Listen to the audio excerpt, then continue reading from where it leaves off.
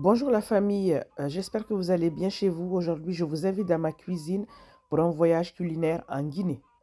Aujourd'hui, on va essayer de réaliser ensemble du latchiri. Le latchiri, c'est un plat qui se déguste essentiellement chez les Peuls au Fouta Djallon. Pour cela, il nous faut de la farine bien lisse, sans grumeaux et sans semoule. Cette farine, on va essayer de l'humidifier. Il faut savoir que le latchiri se travaille à la main. Donc c'est pour cela que je ne vais pas mettre de gants. Je vais vraiment essayer de le travailler comme le faisait ma grand-mère. Donc on humidifie la farine, pas la mouiller, parce que sinon c'est pas bon. Le but est d'obtenir ça, ce que je viens de vous montrer, que lorsqu'on tasse la farine, on puisse obtenir quelque chose comme ce que je vous ai montré.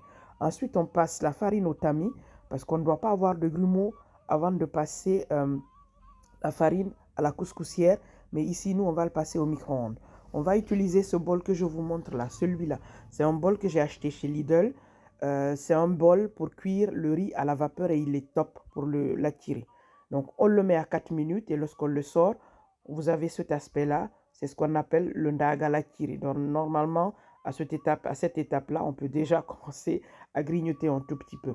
Lorsque vous sortez cette première fournée, il faut écraser. Donc, avec le niédoudé ou même une petite spatule ici, ça fait l'affaire. Vous remouillez, donc vous humidifiez encore une deuxième fois le latiri pour que vous puissiez passer la semoule, donc la farine, au micro-ondes. Donc là, je vais essayer de le tamiser une deuxième fois. Le latiri est meilleur lorsqu'il n'y a pas de grumeaux. Et donc, après avoir passé au tamis, on va le remettre encore une nouvelle fois, une deuxième fois au micro-ondes. Donc, 4 minutes. Et après, on va le ressortir. Donc, lorsqu'on va le ressortir, vous voyez, on va essayer d'ouvrir. Regardez. Voilà, il y a de la vapeur. Donc, ça ressemble vraiment à la cuisson à la couscoussière. Mais il faut trouver le bon bol. Donc, c'est souvent des bols pour la cuisson de riz.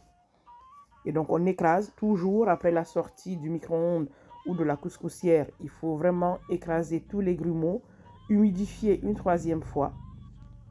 En fait, plus vous faites des fournées, moins il faut humidifier la farine. Donc là, on ressort une troisième fois. Voilà. Donc là aussi, je vais écraser les boules qui vont se former. Mais là, je ne vais pas passer au tamis parce que normalement, si c'est bien fait à cette étape-là, il n'y a plus de grumeaux. Je vais sucrer. C'est à la dernière étape qu'on rajoute du sucre. Donc si c'est facultatif, vous pouvez ne pas mettre du sucre. Mais moi, j'adore avec le sucre. Et normalement, ça se fait avec du sucre, mais certains aiment avec le sel. Vous rajoutez le sucre et vous enfournez une dernière fois pour 3-4 minutes et votre latchiri, il est prêt à être dégusté. Regardez, il est prêt. Donc, ça veut dire qu'on a fait 4 fournées de 4 minutes. 4 fournées de 4 minutes. Donc, ce qui veut dire que vous voulez faire du latchiri, en 30 minutes, c'est fait à la maison. J'ai utilisé 250 g de farine. Vous cherchez du croissant. Moi, ici, j'ai utilisé de la faisselle ou vous pouvez utiliser du fromage blanc de campagne.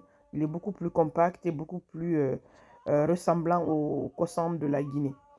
Donc, vous mettez dans un plat, vous mettez le latchiri.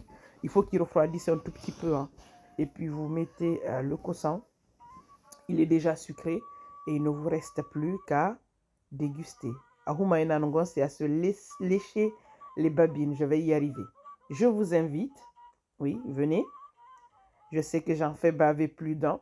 Mais essayez vraiment avec ces petits bols vapeur pour cuire le riz au micro-ondes. C'est vraiment top. Vous pouvez l'utiliser pour faire cuire votre latchiri ou même votre fonio. C'est vraiment top.